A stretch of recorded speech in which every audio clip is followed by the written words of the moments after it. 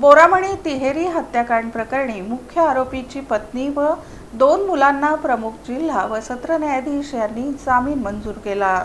यात हकीकत अशी की मुख्य आरोपी शंकर मस्के याचा भाऊ सुधाकर मस्के हा सुमारे 5 वर्षापूर्वी मयत झाला आहे। तदनंतर शंकर मस्के व त्याचा भाऊ सुधाकर मस्के यांची पत्नी गायत्री यांच्यामध्ये वडिलोपार्जित जमीन वाटणीवरून वाद सुरू होता। त्यामुळे शंकर हा गायत्री हिच्यावर चिडून होता व तसेच गायत्रीच्या पतीने पूर्वी जमीन विकली होती।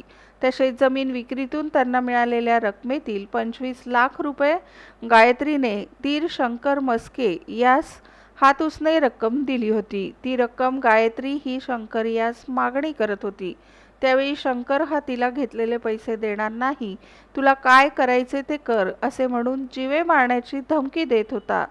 फिर्यादी हा अधूनमधून गायत्री हिच्याकडे येत जात होता। त्यावेळी याबाबत गायत्रीने फिर्यादीस सांगितले होते। दिनांक 2/5/2026 रोजी दुपारी 2:30 ते 3 वाजण्याच्या सुमारास फिर्यादी हा गावात असताना त्याच्या गावातील पिंटू जाधव यांनी सांगितले की तुझी बहीण गायत्री व तिचे दोन्ही मुलांना कोणीतरी ठार मारले आहे, तुला काय माहिती मिळाली आहे काय, तू खात्री करून घे। त्यामुळे फिर्यादीने गायत्री हिच्या मोबाईलवर फोन केला असता तिचा मोबाईल बंद लागत होता। त्यामुळे शंकर मस्के यास फोन केला असता त्याचा देखील फोन बंद लागत होता।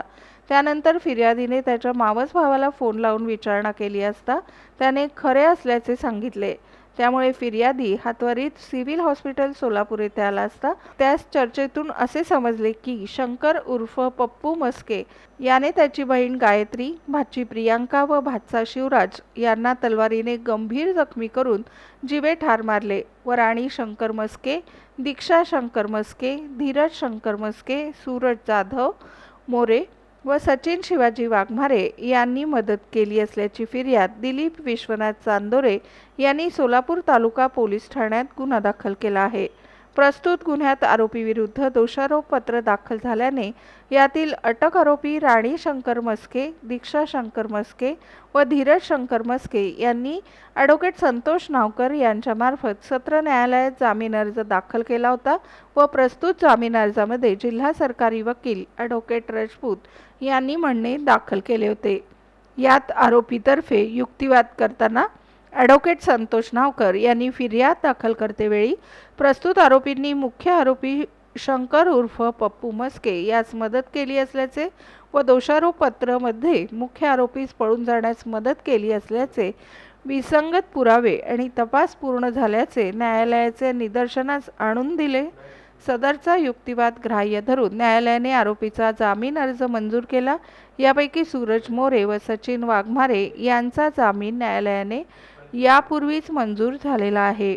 यात आरोपीतर्फे advocate Santosh Navkar, advocate Rahul Rupnar, advocate Meera Patil, advocate Sohel Shaikh, advocate Shivratna Mane यांनी काम पाहिले।